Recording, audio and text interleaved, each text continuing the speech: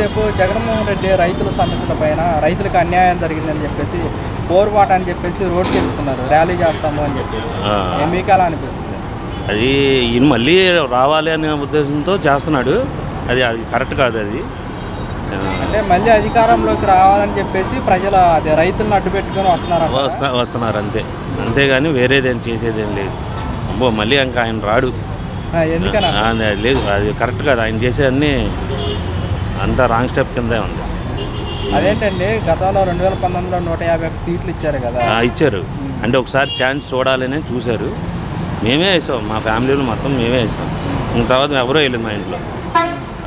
అంటే ప్రతి ఇంటికి పథకాలు పంపించాము, పేదలకి దగ్గరగా చేరువయ్యామని చెప్తున్నారు. లేదు కుల మతాల భేదాలు చూడలేదు, పథకాలు ప్రతి ఒక్కరు పంపించామంటున్నారు. అంతే చేసుకొచ్చాడు కరెక్టే. దేని దానికి ఎక్స్ట్రా అయిపోయినాయి. అంటే అవినీతి ఎక్కడా జరగలేదు, డైరెక్ట్గా డీబీటీ ద్వారా వాళ్ళ అకౌంట్లో వేసాము అని చెప్తున్నారు. అకౌంట్లో కొంతమందికి వేసారు, కొంతమంది రాలేదన్నారు. అలాంటివి కూడా జరిగినాయి, కొన్ని బయటికి రాలే. అది మరి ఇప్పుడు ఇలా ప్రజల్లోకి వస్తున్నారు జనవరి సంక్రాంతి నుంచి కూడా వచ్చి మామూలు తిరుగుతాడు అంతే, ఇంకా అంతకని చేసేది. అంటే ప్రజల సమస్యలు పోరాడతామంటున్నాడు అంతే. దాంట్లో జరగబోయాను అంటే ఇది మొత్తం ఆయన తృప్తి కోసం తిరగడమే. మరి దీనివల్ల మరి పార్టీ పార్టీ పుంజుకునే అవకాశం ఉంటుంది అంటారా? లేదు, అటువంటి ఛాన్స్ లేదు. నెక్స్ట్ వచ్చే 2 కూడా లేదు ఛాన్స్ అని. ఈయన కరెక్ట్గా చేసుకొస్తాడు. రేపు మళ్ళీ కావాలని ఉద్దేశంలో ఇంకా పథకాలు కరెక్ట్గా చేసుకొస్తాడు ఈయన. ఒక నెల అటు ఇటులో అయినా. మరి ఇప్పుడు 40% ఓట్ బ్యాంక్ మా వైపే ఉంది, పూర్తిగా వ్యతిరేకత వచ్చేసింది. అంతే అలాగే అంటారు. జరిగేది ఏం లేదు.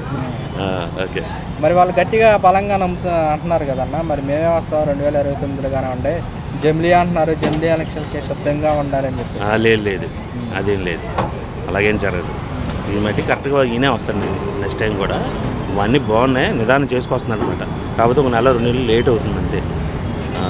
అది మట్టి వాస్తవం. రేపు జగన్మోహన్ రెడ్డి పోరుబాట అనే కార్యక్రమం పెట్టేసి రైతుల సమస్యల పైన పోరాడతాము, ప్రజలకు అన్యాయం జరుగుతుందని చెప్పేసి రేపు పోరుబాటుతో ఆయన ముందుకు వస్తున్నారు. పోరుబాటుగా ఆయన రైతులను పలకరేయడానికి వరదలు వచ్చినప్పుడే ఎప్పుడు వచ్చినా కూడా రెడ్ కార్పెట్ వేసి పూల కుండీలు పెట్టు అక్కడ నుంచి అక్కడ దూరంగా నుంచి చూసి వెళ్ళేవారే కానీ చేలోకి దిగెళ్ళి రైతులను పలకరించిన సందర్భం ఏనాడు లేదు. ఏదో వస్తారు వెళ్తారు, ఇక అక్కడ కూర్చొని వాళ్ళ ప్యాలెస్లో కూర్చొని ఏదో చేసుకుంటూ వచ్చారు కానీ ప్రజలకి తెలుసు, రైతులకి తెలుసు ఇదంతా. ఇంకా అది మరి ఎన్నికల సమయంలో రైతుకి ప్రతి ఏటా 20,000 ఇస్తా అని చెప్పారు, వాటికి వాళ్ళకి ఇవ్వలేదు. మేము రైతుల సమస్యల మీద పోరాటం అందరూ సిద్ధం కావాలంటున్నారు కదా. అవును చెప్తారండి, ఇక ఎన్నిక అంత లోతుగా. నేను రేపు జగన్మోహన్ రెడ్డి రైతుల సమస్యల పైన మేము పోరుబాటు అని చెప్పేసి కార్యక్రమం నిర్వహిస్తున్నాము, ప్రజలందరూ కూడా సిద్ధం కావాలి అంటున్నారు కదా. వాళ్ళు చేయాలి ఏదో ఒకటి. మరి మొత్తానికి ఇప్పుడు అపోజిషన్లో ఉన్నప్పుడు ఏదో ఒకటి చేయాలి కదండి జనానికి. వీళ్ళు తప్పు చేసే వాళ్ళు చూపించాలి అంతే కదా, ఏదో ఒకటి చేయాలి కదండి. అదే ఎన్నికల సమయంలో రైతులకి ఏటా 20,000 ఇస్తా అని చెప్పారు, వచ్చి 7 నెలలు అవుతున్నా కానీ వాళ్ళకి ఇంతవరకు రైతులకి అమౌంట్ వేయలేదు. మేము ప్రజలకు గలవిస్తున్నాము, పోరుబాటు అనే కార్యక్రమం పెడుతున్నాం అని చెప్పేసి ఇస్తానంటున్నారు కదండి జనవరికి. మరి జగన్మోహన్ రెడ్డి గారు ఎలా జగన్మోహన్ రెడ్డి గారు కూడా చేయాలి. జగన్మోహన్ రెడ్డి గారు కూడా వాళ్ళ పార్టీ కోసం చేయాలి, జనం కోసం ఆయన పోరాడాలి.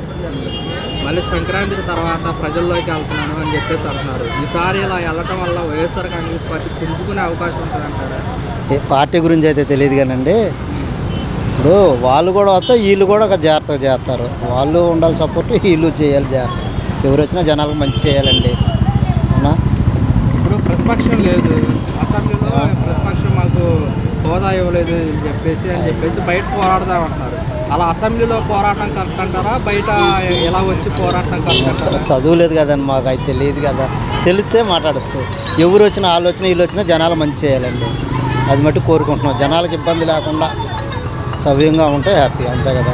ముందు బతుకుదెరు కావాలి, ఏదో ఒకటి కూలీనాలి. ప్రస్తుతానికి జరుగుతుంది హ్యాపీగా, ఏదో కూలి దొరుకుతుంది. సాయంత్రానికి 700 జీతం కూలి వస్తుంది. రేపు జగన్మోహన్ రెడ్డి పోరుబాటు అని చెప్పేసి రైతుల సమస్యల పైన ర్యాలీతో వస్తున్నారు. రాని కరెక్టేనన్నా, తెలుసు. ఆయన కూడా తెలిసింది కదా ప్రజల సమస్యలు ఎలా ఉన్నాయి ఏంటో తెలుస్తుంది కదా. ప్రజలకు ఏం చేశారు ఈ ప్రభుత్వం అనే సంగతి వాళ్ళకు కూడా చెబుతారు. ప్రజలు నాకులాగా అడుగుతారు, మీరు వాళ్ళు కూడా. ఇప్పుడు వాళ్ళు చెబుతారు, న్యాయం జరిగిన వాళ్ళు న్యాయం జరిగినట్టు చెబుతారు. కొద్దిగా ఇబ్బంది ఉన్న వాళ్ళు వాళ్ళే అభిప్రాయాలు వాళ్ళు ఏం చెప్తారో ఆయనకి అర్థమైంది కదా. ప్రభుత్వం గురించి అందరూ అడగొచ్చు, వాళ్ళ సమస్యలు వాళ్ళకుంటే వాళ్ళు అడుగుతారు. ప్రజల కోసమే కదా వాళ్ళు కూడా వచ్చేది. న్యాయం జరగాలని చెప్పేసి వాళ్ళు కూడా అడుగుతారు. ఒకవేళ ఏమైనా లోటుపాట్లు ఉంటే సరిచేయమని చెప్పేసి ప్రజలు కూడా చెప్తారు. అది విషయం. అవునన్నా.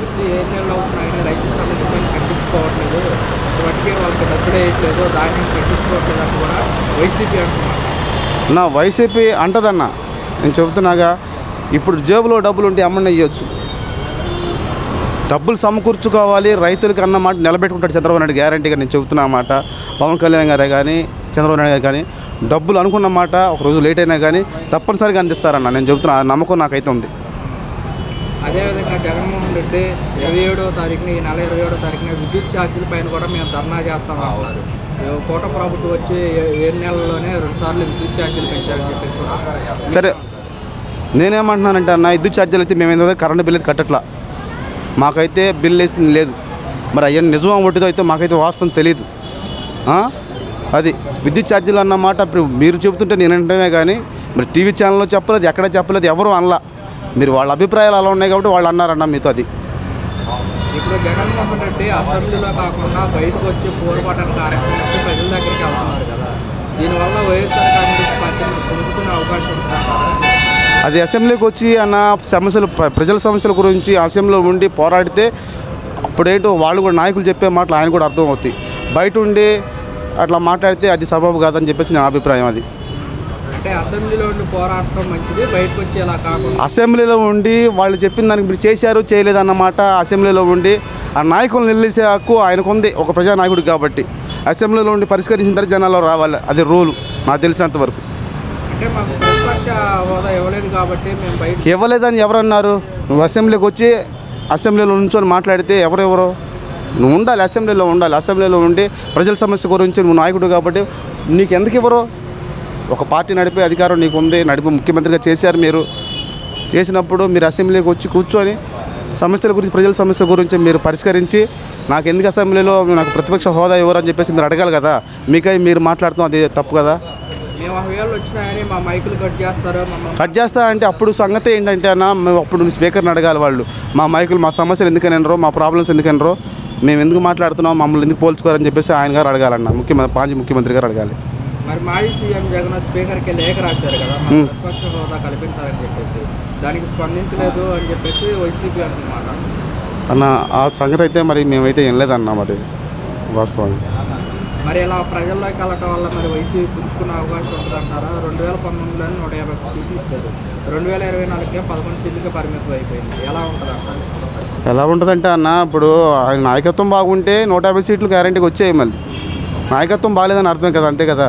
11 సీట్లకు పరిమితం అయిందంటే ఆయన నాయకత్వం బాగాలేదని అర్థం. అంటే ప్రజలు గతంలో మేము ప్రజలకు అందించిన పథకాలు ఇప్పటికీ గుర్తు చేసుకుంటున్నారు అని చెప్పేసి జగన్మోహన్ రెడ్డి చేసుకుంటున్నారన్న. నేను అమ్మఒడి తీసుకున్నాను, మాకు కూడా వచ్చిన డబ్బులు వచ్చి చేసుకున్నారు. మరి ఎందుకు ఓడిపోయారు ప్రజలు? ఎందుకని అంత అసంతృప్తిగా మరి ఓటేయలేదు? మరి ఈ గవర్నమెంట్కి ఎందుకు తీర్పిచ్చారు? మరి తప్పులు ఒప్పులు ఆయన సరి చేసుకొని రాబోయే కాలంలో కూడా మంచి పనులు చేస్తే రేపొద్దున పార్టీ పుంజుకునే అవకాశాలు కూడా ఉంటాయి. ఇప్పుడు కొత్తగా పార్లమెంట్లో కేంద్ర ప్రభుత్వం జమిలీ ఎన్నికలకి సిద్ధమవుతుంది. ముందడుగా జమిలీ ఎన్నికలు 2027లోనే ఈ రావడం వల్ల మరి ఏ పార్టీకి లాభపడతారు, ఏ పార్టీకి నష్టపడతారు? ఏ పార్టీ అయినా కష్టపడి పనిచేసి ప్రజలను మెప్పిస్తే జమిలీ ఎన్నికలు ఏ పార్టీ అయినా గెలిచిద్ది. ప్రజలను మెప్పించే నాయకత్వం నాయకులకు ఉండాలి, ప్రజల సమస్యలు తీరవాలి. అది తీరిస్తే ఏ జమిలీ ఎన్నికలు పెట్టినా, మామూలు మధ్యంతరాలు ఏ ఎన్నికలు పెట్టినా కానీ ఏ ప్రభుత్వం, ఏ నాయకుడు అని తప్పనిసరిగా గెలుస్తాడు. ప్రజలను మెప్పించే సత్తా ఉండాలి ఎవరికైనా. అది ప్రజల సమస్యల మీద పోరాడాలా. వ్యక్తిగతంగా తగువులు పెట్టుకొని, వ్యక్తిగతంగా గొడవలు పెట్టుకొని ఇలాంటివి పరిష్కరించుకొని మీ పర్సనల్ సమస్యలని ప్రజల మీద రుద్ది ఇలాంటివి చేస్తే ఏ నాయకుడు కూడా ఎదగడు, రాడు కూడా నాకు తెలిసి. మాకు 40% ఓటు బ్యాంక్ ఉంది. 2029 కానివ్వండి, 2027లో కానివ్వండి, మేము వస్తాం. ప్రజల్లో 7 నెలల్లోనే ప్రభుత్వం పైన వ్యతిరేకత వచ్చింది అంటున్నారండి. 7 నెలలు వ్యతిరేకం వచ్చిందంటే అన్న, ఇప్పుడు జనాలు, అది ప్రజలు చెప్పాలి ఆ మాట. వాళ్ళు అనుకుంటే వాళ్ళు చెప్పడం కాదు, ప్రజలు చెప్పాలా. మాకు ఏ పార్టీ న్యాయం చేస్తుంది, ఏ పార్టీ న్యాయం చేయట్లేదు అన్నమాట ప్రజలు చెప్తేనే వాళ్ళు నిర్ణయించుకోవాలి ఆ మాట. వాళ్ళే వాళ్ళు సొంతంగా నిర్ణయించుకోవడం తప్పది. రేపు జగన్మోహన్ రెడ్డి ప్రజా సమస్యలపైన పోరాటం అని చెప్పేసి రైతులకి అండగా నిలిచేందుకు రేపు పోరాటానికి కార్యక్రమం వస్తున్నారు. ఎలా అనిపిస్తుంది అంటారు? కానివ్వండి, వస్తే ఏం జరుగుతుంది చూద్దాం కదా. గవర్నమెంట్ అన్నాక ఏం జరుగుతుందో చూడాలి కదా. అంటే ప్రజలకు ఎన్నికల ప్రచారాల్లో ఏటా 20,000 ఇస్తామని చెప్పారు. వచ్చి 7 నెలలు అవుతున్నా కానీ రైతులను ఆదుకోవట్లేదని చెప్పేసి జగన్మోహన్ రెడ్డి గారు అన్నమాట. ఇప్పుడు రైతులు ఒడ్లు వేశారు ఇది మిల్లర్స్కి. ఒడ్లైన 24 అవర్స్లో డబ్బులు పడిపోతున్నాయి కదా వాళ్ళకి. పడుతుంది ఎవరైనా చెప్పారు? రైతులు ఏ రైతైనా మీడియా ముందుకు వచ్చి చెప్పారు ఎక్కడైనా చెప్పలేదుగా. 24 అవర్స్లో డబ్బులు పడుతున్నాయి. ఇంకా అంతకంటే ఏముంది వాళ్ళకి? 20,000 అంటే ఇంకో ఇప్పుడు వచ్చే 6 నెలలు కూడా అవ్వాలా చేస్తారు. 1 ఇయర్కి సంవత్సరానికి 20,000 అన్నారు కదా, అది వచ్చేదో వెయిట్ చేయాల్సిందే. మనం ఇప్పుడు గబుక్కుని అనడం కరెక్ట్ కాదు కదా. అది జగన్మోహన్ రెడ్డి రైతులకు అన్యాయం చేస్తుంది ప్రభుత్వం ఏంటి? ఆయన ప్రతిపక్ష నాయకుడు మాట్లాడతాడు. గవర్నమెంట్ గురించి ఎవరైనా ప్రతిపక్ష నాయకుడు అనేది మాట్లాడే హక్కు ఉంది కాబట్టి మాట్లాడడం ఉంది. మరి జగన్మోహన్ రెడ్డి అసెంబ్లీలో కాకుండా ఇలా రోడ్డుకు వచ్చి పోరాటాన్ని ఎలా అనిపిస్తుంది? అది ఆయన ఆలోచన తీరు వేరు, మనకు తెలియదు. అది అంటే అసెంబ్లీలో పోరాటానికి మాకు ప్రతిపక్ష హోదా ఇవ్వలేదు, అందుకోసం కలిగిస్తారు చెప్పండి. ప్రతిపక్ష హోదాకి మనకు కావాలంటే 18 సీట్లు రావాలి. మనకు రాలేదు, ప్రతిపక్ష హోదా కలిగిస్తారు. అంటే ఏ రాజ్యాంగంలో ఉంది 18 సీట్లు ఇస్తేనే ప్రతిపక్ష హోదా అని చెప్పేసి? ఇప్పుడు టోటల్ నియోజకవర్గం 175 సీట్స్, దాంట్లో 10% రావాలి అంటే 18 వస్తాయి కదా. రాజ్యాంగం అనేది ఉంది, రాజ్యాంగంలో ఉంది, లేకుండా మాట్లాడరు కదా అసెంబ్లీ.